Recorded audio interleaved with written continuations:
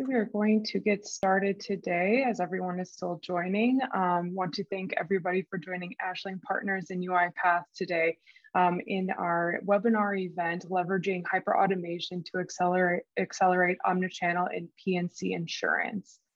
So a couple of things before we completely jump in here. Wanting to let everyone know that you are muted. So if you do have any questions, there is a Q&A chat box at the bottom of your screen. Please type in any questions and we will respond back to the questions that you have provided throughout the webinar.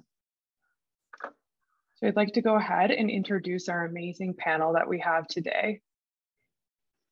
So we have Sushma from Ashling Partners, Brad from UiPath, Satya from UiPath, and Ellen from Ashling Partners on as our event speakers today. So would love to hand it over to our great panel to do some more in-depth introductions of themselves.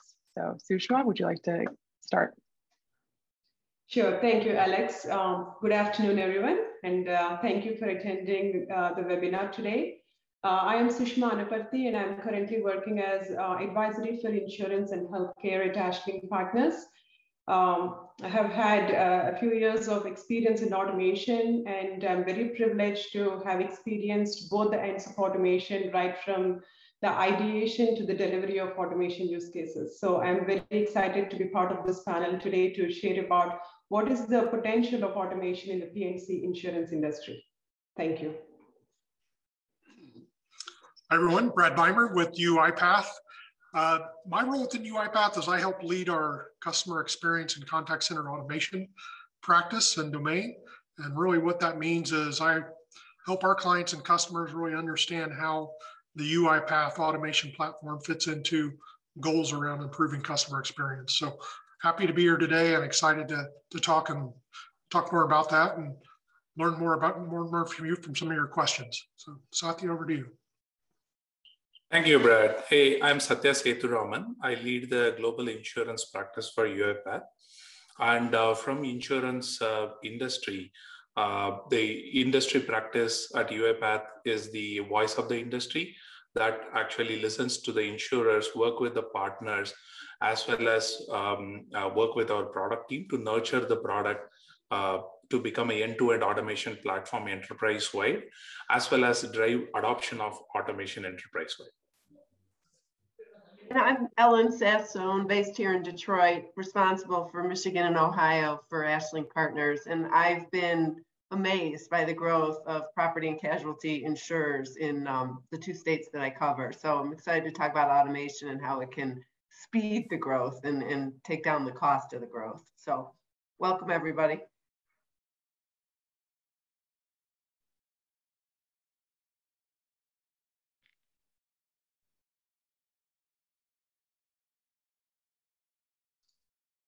All right, thank you for the introductions. We're going to get started with the strategic role of automation in insurance. Thank you. Just to give a quick backstory about where the automation started in 2018, where we are here, and how we see that automation is trending towards in next 3 to 5 years. If you look at it, specific to financial services and insurance industry, is that the automation started at back office processes, which is around 6%, 7% of the entire the automatable work that are there. And mostly these were automated as pure repetitive tasks that can be taken out and can be automated with unattended bots. That's where it was. In 2019, or end of 2019, there has been a realization by many of the executives that were looking at the capacity that is released because of the automation program and started looking at embedding those capacity release as a part of the digital transformation. Again, the patchwork, RPA being a patchwork, has been totally off the table, and now it is looked upon as complementing the digital transformation work that the insurers were going towards. And in 2020, the COVID hit, and what we have seen is the insurance industry has never slowed down with respect to automation. Rather, it fast-tracked the automation because of the human crunch, because the insurance industry traditionally has been a net retainer of workforce. During 2020 and even in 2021, they have been the net recruiter of workforce. And not only that, they see that much of their workforce has been churning through, and they have been losing employees because of two things. One is the employees that are well experienced, but also retiring in the one side. But on the other side, the people that the insurers were trying to replace by paying more, by the way, and also being, spending almost 9 to 12 months to train those employees, they have been losing those employees to the non-traditional work that the employees want to go, the new skills that the employee want to pursue, and also the new jobs that they want to pursue. That shows in this World Economic Forum report that you could see that the transitioned employees are actually of lower age, because an example is actuaries. Actuaries that are being brought into the workforce in 18 months to 24 months are becoming data scientists, leaving the actuarial work, which is very, very important for rolling out new products for an insurer, but they are losing actuaries there. And when we go to the next slide, you would see that there is a tremendous realization that employees as well as employers have within the insurance industry because of what has gone forward in 2020 and 21. Looking back on that, there is a forward-looking change that has been happening in both insurers and the employees. For insurers, they want to recruit employees, they want to retain employees, they want to make the employees much more productive at a faster pace, and also enrich the employees' role in a better way so that they are able to retain them for a long time. On the employee side, initially in 2017-18's timeline, there was a sort of negative outlook that they are going to lose the job because of the automation.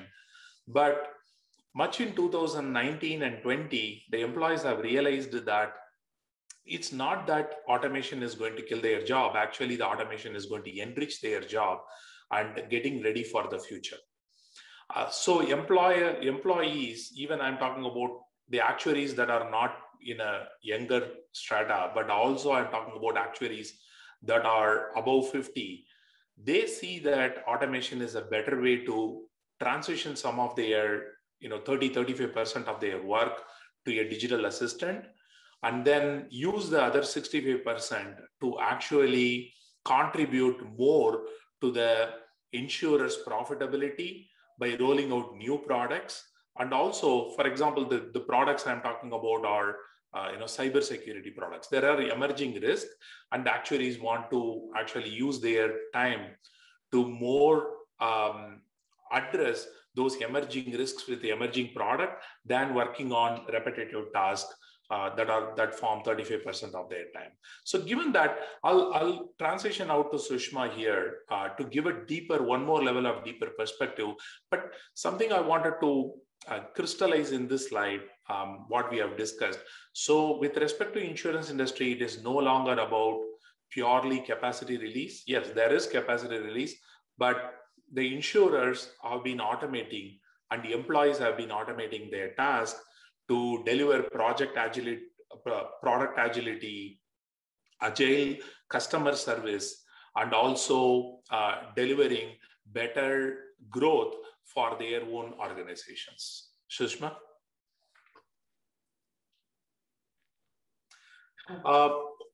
One more thing that I just wanted to touch upon before handing out to Sushma.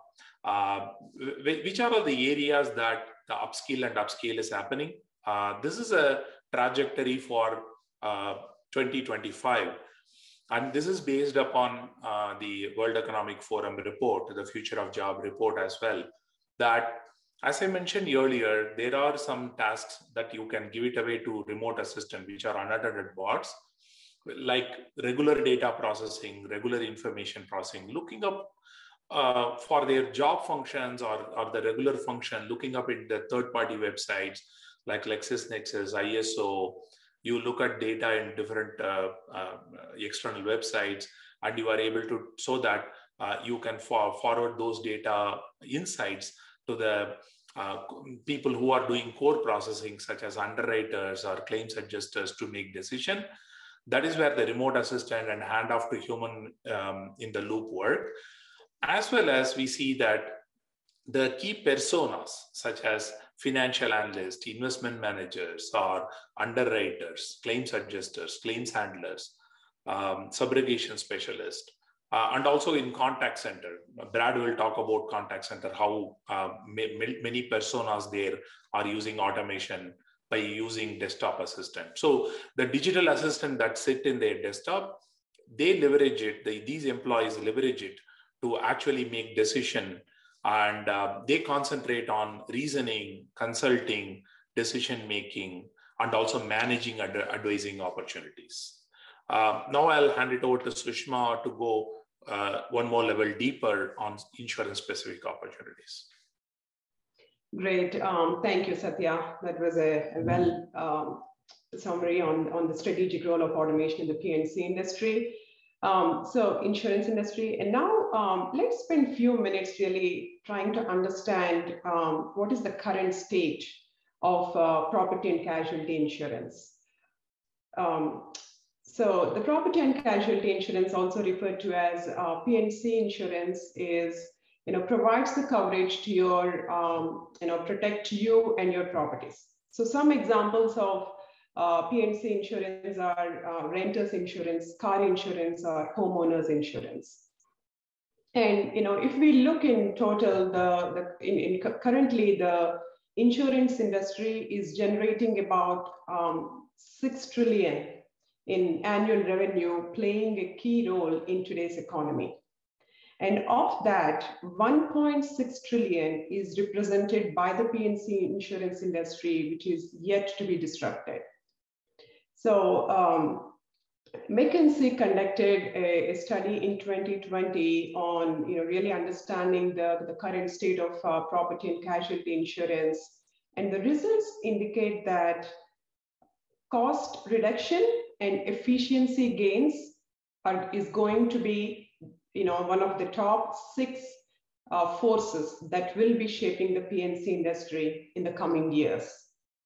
So that just explains the opportunity landscape in driving the efficiencies in this industry. So when we look at what are some of the areas in the P&C insurance that can help us drive those efficiencies, could be the policy and customer service, that could help us really drive that operational excellence. And claims processing and underwriting, which are really one of those highly manual and lengthy tasks, lengthy processes that could really help us drive it in the cost reduction and increase in volume. So as the organization grows, the volume grows, and it's high time that we need to look for different levers that can help us efficiently address the growth and the volume instead of adding the heads. And last but not the least, the communication, the timely communication and the transparent communication to the customer plays a very key role in enriching the customer experience. And in a recent study indicated that while the other industries like automotive and telecommunications were able to reduce their unit cost by 50% in the past 15 years, there is still a lot of opportunity in the P&C insurance industry because the unit cost per policy in this industry has remained changed or in fact even went up a little bit. So that just showcases the degree of opportunity in this space to drive the efficiencies. So with that, let's get to the next topic here on, and spend some time understanding what are some of the key challenges and pain points that this industry is facing today. Underwriting. as COVID has changed, as all of us know how COVID has impacted, our day-to-day lives, as well as some of the key aspects in running an organization. And in the insurance world, that has impacted the underwriting quite a bit, which used to be taking place on site. Now, the organizations or enterprises had to look for virtual ways of doing that effectively, digitizing that process. And usage of analytical data.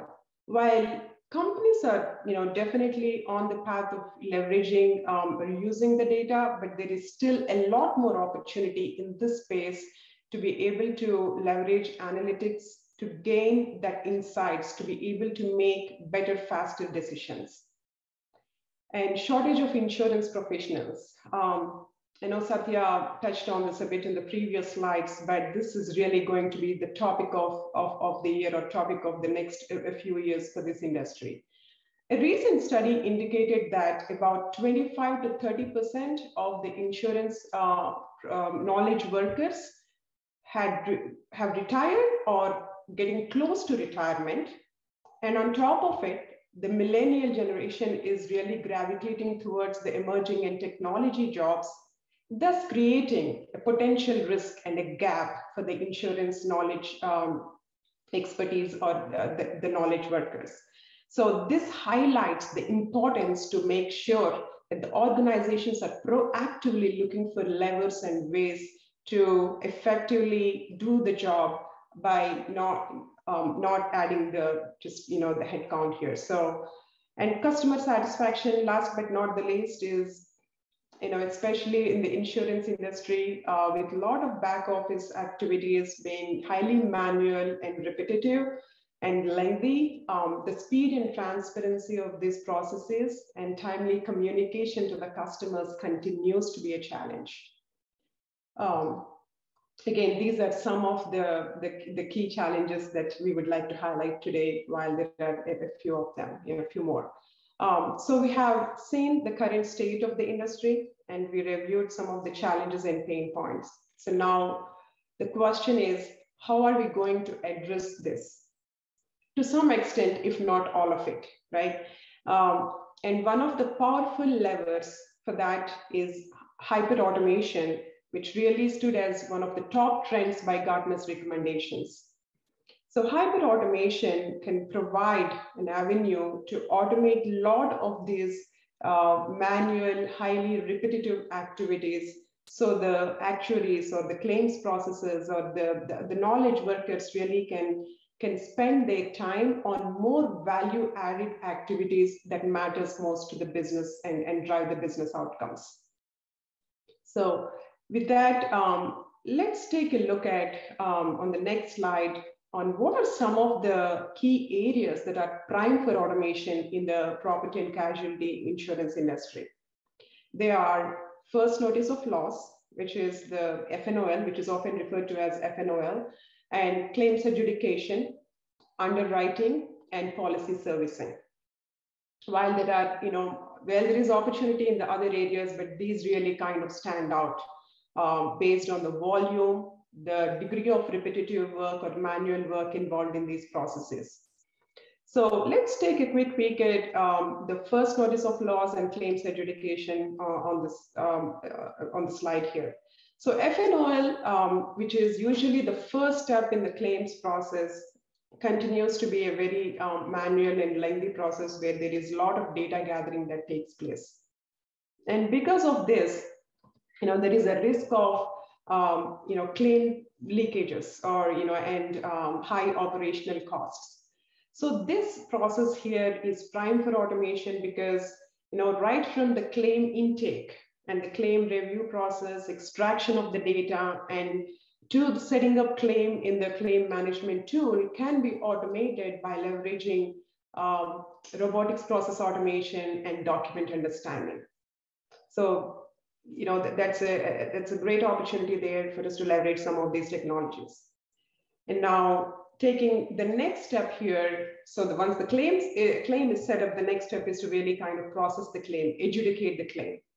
And claims adjudication is a very important process, yet very lengthy, highly transactional and manual process which is heavily human dependent currently.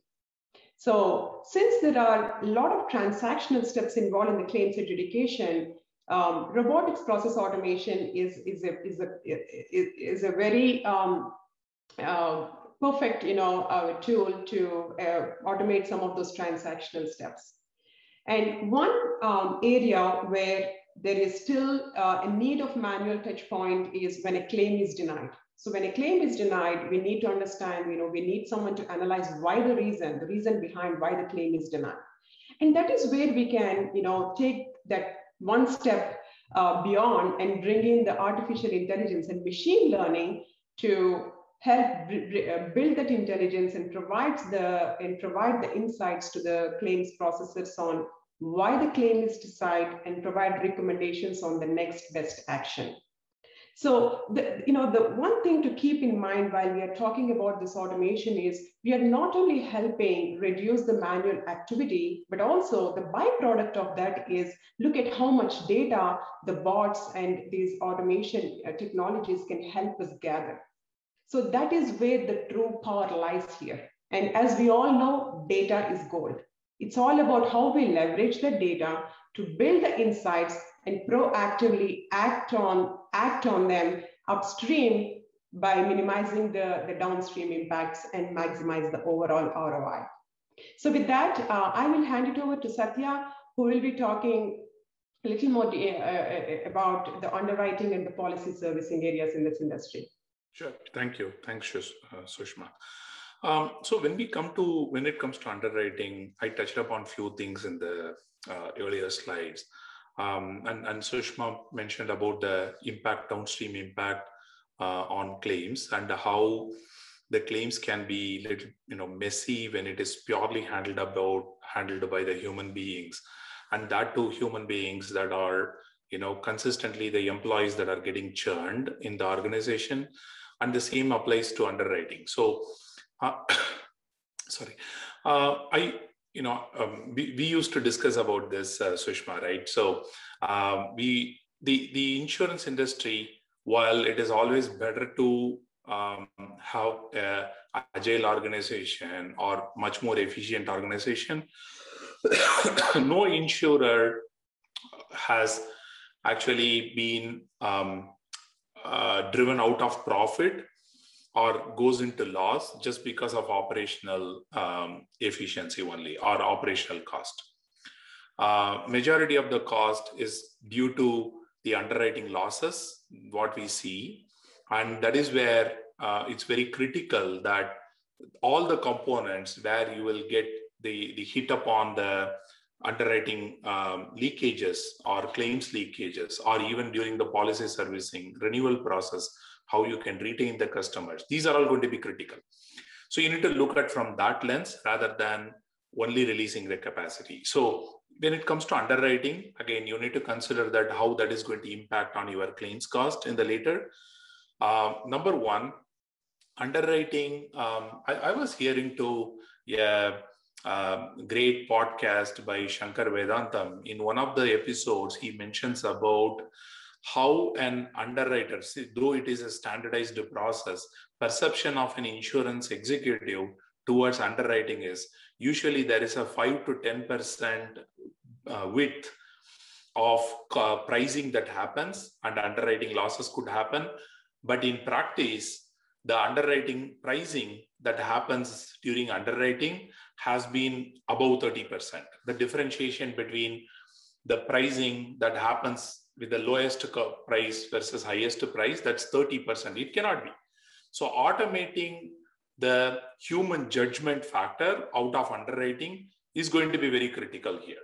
So aggregating all the data from external sources, whether it is structured or unstructured sources, and bringing that data without error is going to be critical, number one. The second one is continuous risk analysis. Ensuring the product viability at every renewal is going to be critical. So a lot of times what happens is there is a disjointed silos that happen between underwriter and actuary, right? So a lot of times actuaries determine product viability, but they consistently cannot communicate with underwriters. So it goes as a product and underwriters underwrite. That is where the 30% also comes. So this automation creates a bond between underwriter and continuous communication mechanism between underwriter and an actuary, so that the underwriters are able to precisely price every policy that they are going to issue. And the third one is standardization and continuous aggregation of data that can help in terms of new products or emerging products. The one that I talked last time, like just a few slides ago, was the cybersecurity products, or even within the traditional product like car, auto products. How are you going to underwrite, say, a self-driving car like Tesla, right? So these are some of the emerging risks that are always been coming, and underwriters usually totally depend on the actuaries to figure it out. But this is, again, there is no continuous mechanism to interaction. So automation creates that continuous data flow mechanism of decision-making process, even between the two different organizations, and create a stronger underwriting and pricing mechanism for the insurers. When it comes to policy servicing, Brad is going to touch upon much of it from a more multi-channel standpoint, but I will touch upon the next step towards the middle office process that are very critical. So what we have seen in customer servicing is integrating the channel silos, which Brad will touch upon, and creating a multi-channel ecosystem is very, very important. And automation provides a very good way to connect those siloed multi-channel ecosystems. The second one is the non-digital channels. There are a lot of times emails, documents, the mailroom operation is very critical to be plugged up onto the multi-channel ecosystem to serve the customers with the same speed and same empathy with which you'll be serving your customers through digital channel. And proactive policy changes and proactive policy servicing. This is where the renewal comes. Whenever there is a renewal, a lot of times customer is sent an invoice, customer gives a call, why my premium changed? We have seen in the number 2 call in the contact center, the inbound call, is because of billing. So how do you keep the customers informed that what value the insurer have delivered, even without them filing a claim, is very critical. And continuously educating the customer that why there is a premium change that is happening, or if there is no change, why it does not happen, right? Keeping that renewal cycle. And also, one of the insurer has, actually I was having that conversation with the COO, and the insurer said that they were able to increase the premium collection by 6%. 6% is a huge, huge money, because they were able to continuously automate the customer communication process so that they were able to actually keep the customer abreast of the changes in the premium, and they were able to increase the collection process. So, and also this happens in the broking scenario also. There are brokers who have continuously created a continuous communication process with the customer, and they were able to bump up the collection process. So these are some of the areas where they are trained for opportunities for automation. And not only that, here these are the automation opportunities delivers better growth, better collection mechanism, easier rollout of better products, and also better customer experience and the employee experience. I'll now hand it over to Brad for discussing about the multi-channel ecosystem, how that is enabling the contact center automation, is enabling the multi-channel ecosystem. Brad? Excellent. Sounds good. Thank you, Satya. Let's go ahead and go to the next slide just to dive into things. So one of the big goals or big objectives that just about all of the customers, all the clients that we talk to have, is improving customer experience. Now that's a pretty high level goal and objective, right? So let's talk a little bit about some of the specific ways that we can really help with improving customer experience. And the first one that you see on the screen is self-service options, improving or just adding self-service options. So a lot of our clients may have capabilities in a website that aren't necessarily available in the phone system, in the chat bot, and other channels. Well, we can help fix that. We can help take Those simple requests, maybe just to help unlock an account or change an address and make them available across all channels. We can take more complex requests like filing a claim, maybe checking on a claim status, and making those available or partially available in those channels. Now, a use case example here is we've got one of our insurance clients that automates member card reorders, customer card reorders. For those of you who still had cards, that's not a request that needs to go through to someone. A customer should be able to do that in the phone system, a chat bot, through email and other ways. And we help consistently process those requests for cards across those channels.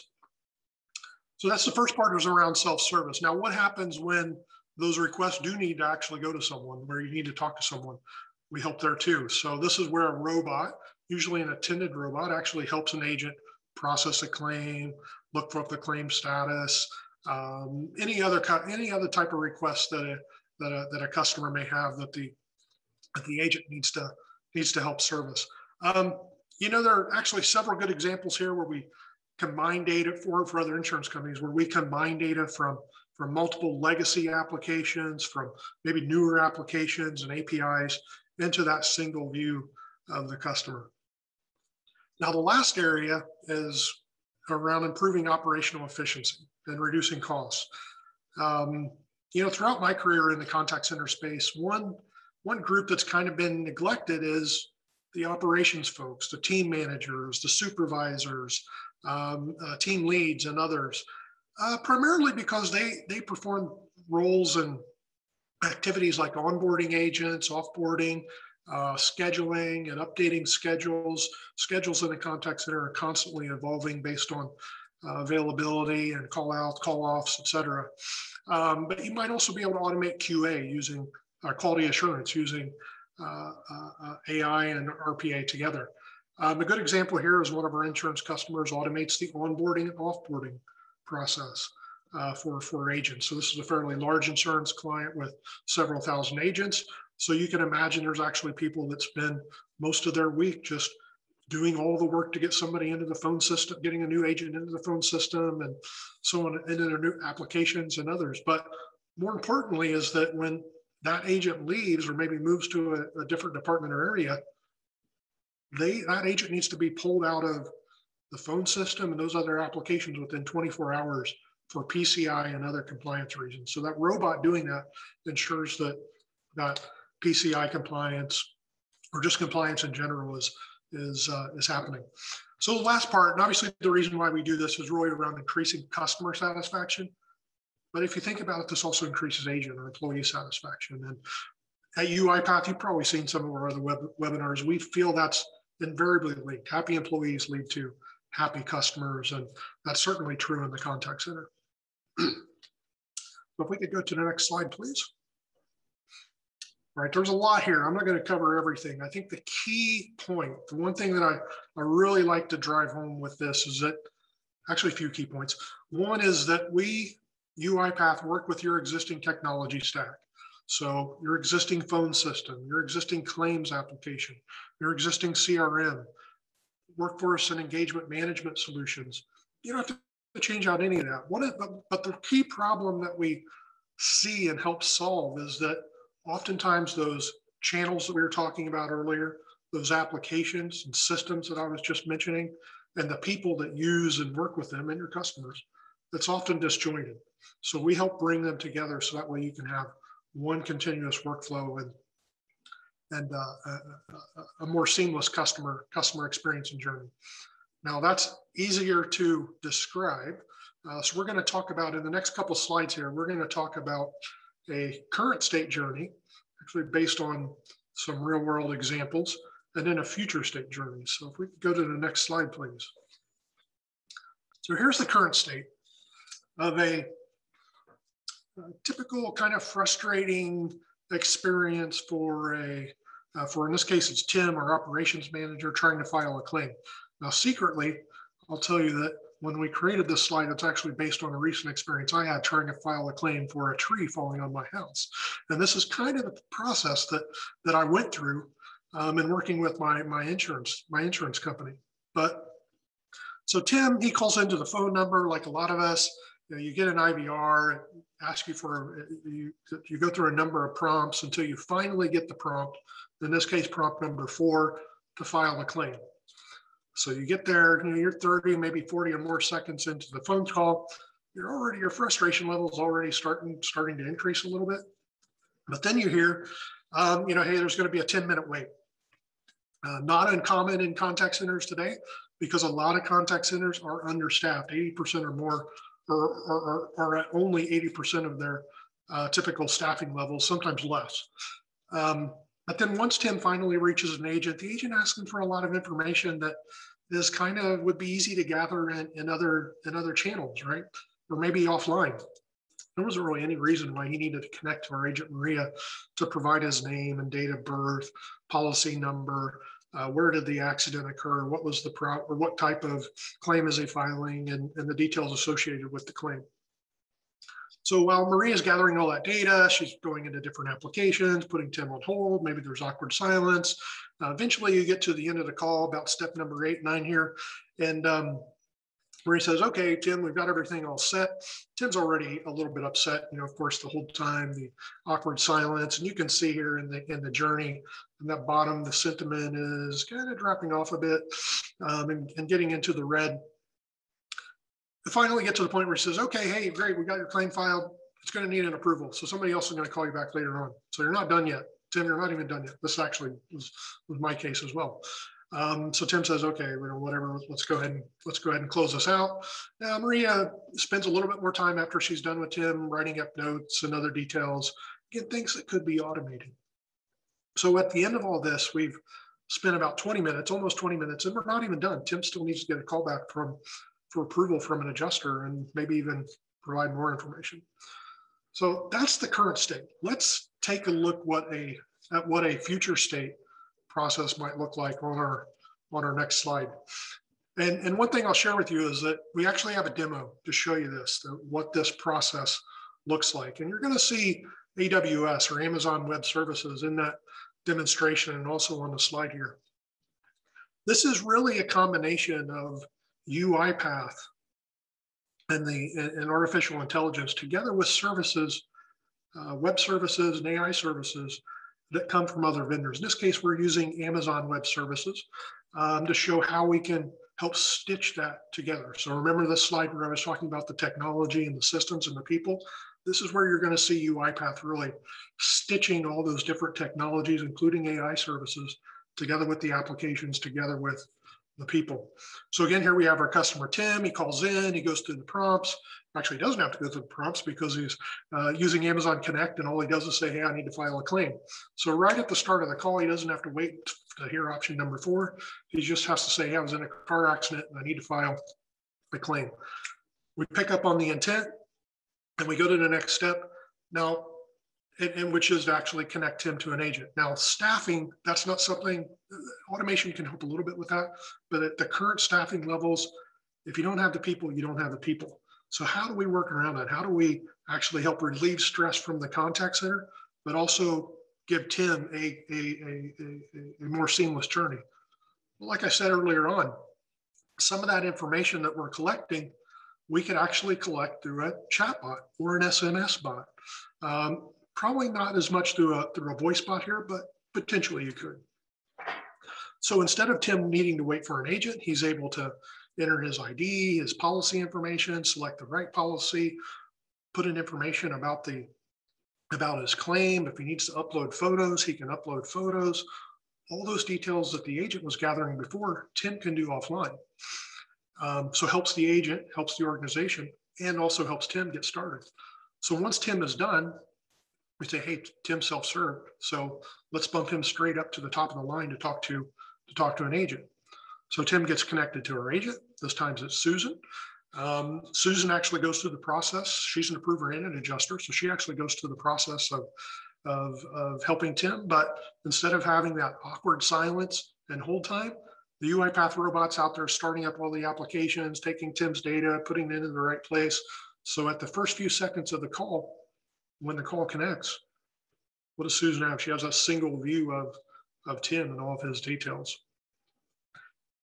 you see a lot of, and Susan also able to help Tim throughout the journey using the combination of AI and UiPath. Now the video and the demo that we're going to show you in the next slide walks through some of that and shows it. So I'm not going to go into too much more detail here. I guess the key part that we'd really like to focus on is that we took a journey that was just under 20 minutes and brought it down to 6.5 minutes. Customer satisfaction, improving the customer experience was one of our key goals. We improved SIM self-service options. We improved the agent productivity. And then on the back end side of this, we actually helped automate some of that after call work and any of those escalations or transfers that happens. That way, Tim doesn't have to experience it. We do it automatically. So with that, let's go ahead and roll the video, please.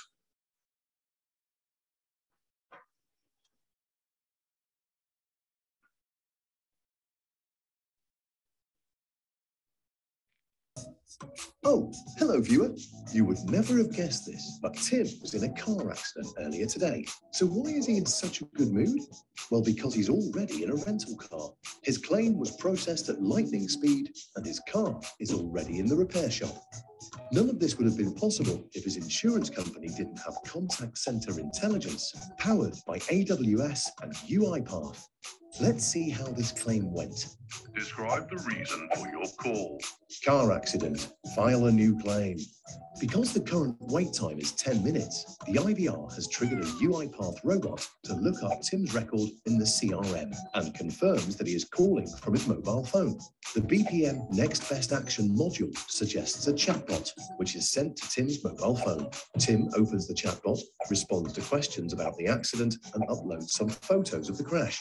A UiPath robot validates the entered data while reviewing the images and documents to assess the size and scope of the damage. The claim system rules indicate that the claim needs review by an adjuster and lets Tim know. On the other side of the country, Maria, the adjuster, starts her shift. A UiPath robot logs her into all systems, pulls up her ticket queue, and initiates the call to Tim. By now, UiPath robots have already gathered all of Tim's data. During the call, Maria is provided with real-time speech-to-text and sentiment analysis. All this is presented in the UiPath's app's single pane of glass. Maria completes the checklist and approves the claim and even reserved a rental car for Tim. A UiPath robot automatically updates the system with the approval. Tim also receives an immediate callback to provide feedback, and the UiPath robot updates this in the voice of the customer system. Analysis on Maria's performance is flagged as positive and is also passed to a UiPath robot, which prompts the training team to review as a possible best practice for other adjusters. So here we have Maria, a happy adjuster, and Tim, a happy customer, with issues resolved in minutes. And it's no wonder. With UiPath and AWS Contact Center Intelligence, the total processing time of insurance claims has gone from 20 minutes to only 6.5. Reach out to UiPath and AWS today to learn more about how we can help transform your customer service journey.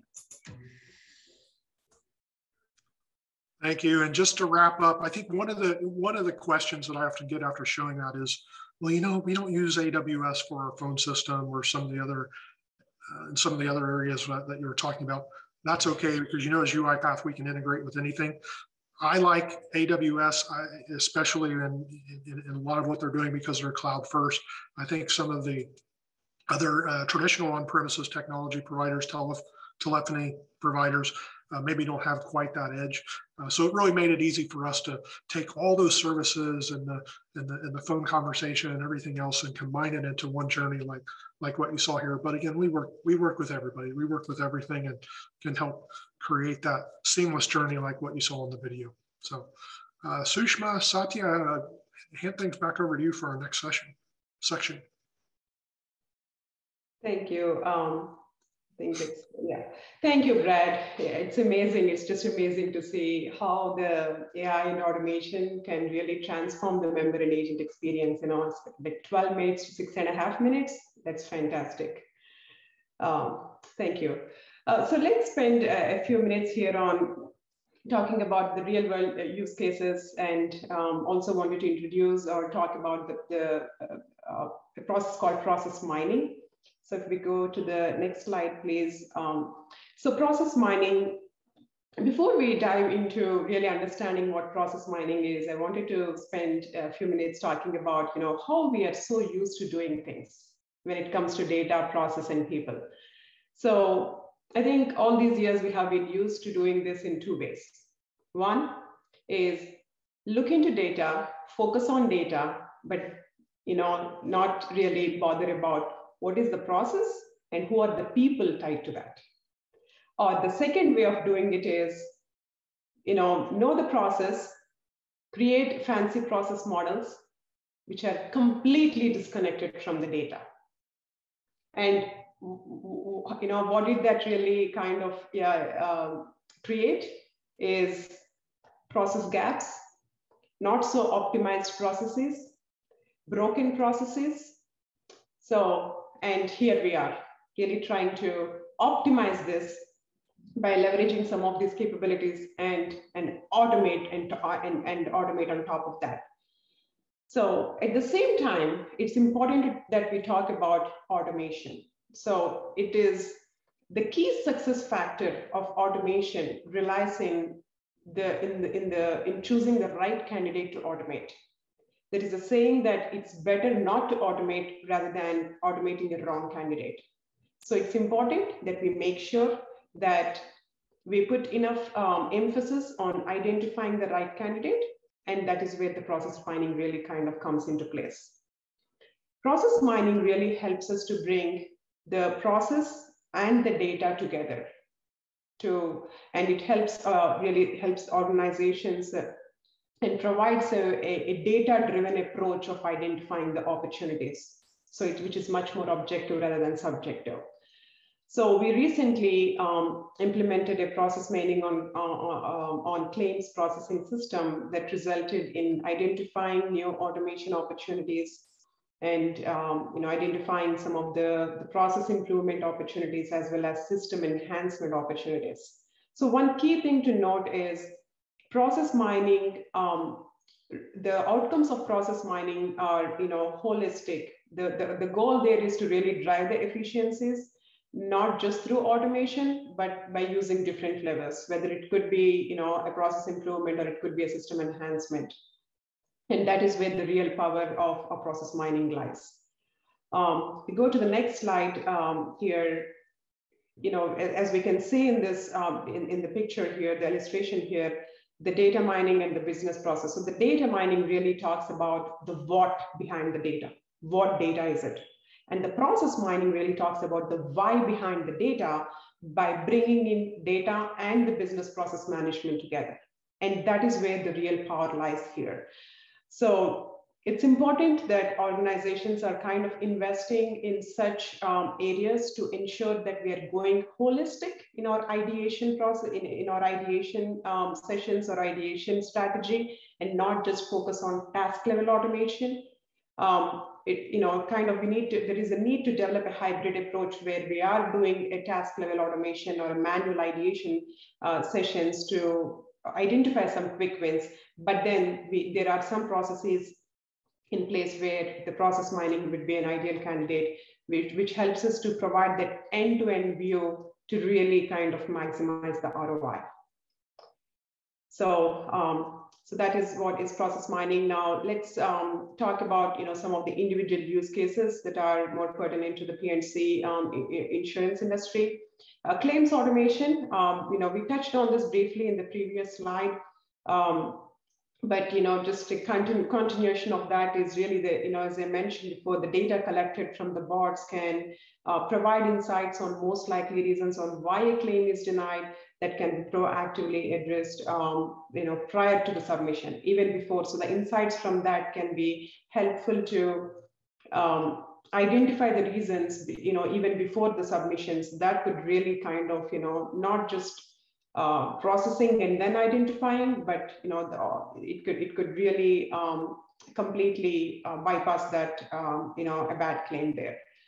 And underwriting is another big area here where robotic process automation and document understanding can be leveraged to review the underwriting documents, look for relevant information, and really enter the data into downstream, because underwriting is again one of those areas where it is paper heavy. So a huge opportunity for document understanding. And the call center automation, I know Brad did an amazing job of covering the opportunity landscape in the contact center automation, but I'll quickly highlight one use case here, which is tied to the voicemail to text.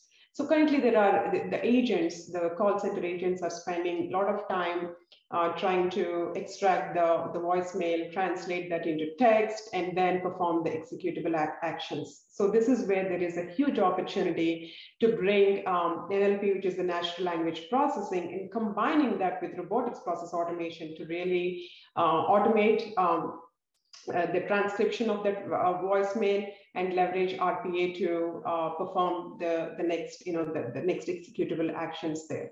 And the art of possible here really is, the voicemail assistant can really be a foundation, but then, further the post-call transcription and the in-call transcription, could really help transform the member and agent experience.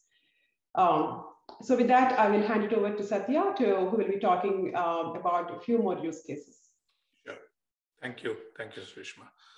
And what we have seen is in the other situations are the new application intake and code processing is an example. Primarily when we go to the business owner policy, small commercial and to large commercial, there is the actually what we have seen is the insurers have been intaking the forms that come from the customer and the follow-up documents, even if there are situations where or the products where the insurers have actually opened up a digital code submission or the code request submission. Even there, the insurers actually take those information, and they were able to process the code by aggregating data from the code submission as well as from the external data sources, and then creating code in a much more accurate way. Because what happens is many times the customers, when they give the data, they may not be giving a true data. Sometimes they will just want to know the code with the same data for multiple insurers, but they may not be transparent enough to provide all the data. But aggregating data from other external sources, we see that there is a tremendous opportunity for pre-filling those information and then triggering a code to provide most accurate code to the customers. And the billing and collection, I just mentioned about that even in the previous situation, where the insurers are able to actually create proper communication automation mechanism to the customers that are regular touch point to the customers, so that it becomes easier for them to actually collect, make a bigger collection than what they would have been already doing. So this is not just in the insurance carrier side, but also I was discussing about the broking as well. When it comes to endorsement, there are across all these three elements, there is a common thread you could see, that the communication management, both inbound email, monitoring, classification, and then service fulfillment. That happens across new application, billing, collection, as well as endorsement. And insurers have implemented a email monitoring, email classification, and email triaging mechanism through automation, and then kickstart the downstream processing. And when it comes to downstream processing, insurers have implemented not only endorsement, but also cancellation. You could see that. So the moment it understands that, okay, customer is asking for cancellation, the underlying automation bots can actually go and validate the policy and see that if the customer falls under certain cancellation criteria. So for example, one of the insurer where the customer usually cancels is that the premium is bumped up to 40% because of multiple claims that the customers have made over 3 years. So if it breaches certain mark, the insurer will still price the premium for the customer and sends it out. But if the customer says that go ahead and cancel the policy based on certain, again, different threshold benchmarks, the insurer can actually trigger the cancellation as well. And also, and the next extension was that the insurer has implemented, insurers implementing non-financial transactions endorsement, and then going into the financial endorsements. And we can go to the next slide. Sushma, Ellen. Yeah, Ellen is going to kind of cover this. So we are Ashling Partners based in Chicago. We've got about 200 consultants on the team. And there's a lot we offer because we're small and we're growing. And so my wish is for anyone listening that you engage us, engage me. Sushma leads ideation sessions. We have a whole strategy and a methodology around ideation to help kind of ferret out what are the possibilities for automation in your organization. We work on value engineering, business cases. We do a lot of work around center of excellence and really merging kind of continuous improvement programs in your organization together with automation, together with governance around things like claims, underwriting, call center, you name it. That COE then becomes a pivotal control point for automation and automation growth in a company. We're doing some process mining. I've enjoyed doing that, and we're doing it with Guidewire. I mean, we can do it with lots of different systems and applications, but, oh, lower my camera. Okay, sorry. Maybe you were seeing my chin or something. So process mining, particularly with Guidewire and other relevant applications in the organization, has been highly effective in terms of seeing opportunities for change.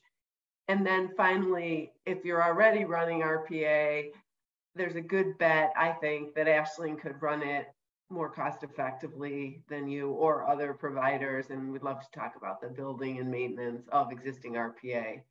So that's it for Ashling. We hosted this today to really get our name out there in the world of property and casualty insurance. So nice to meet everyone virtually.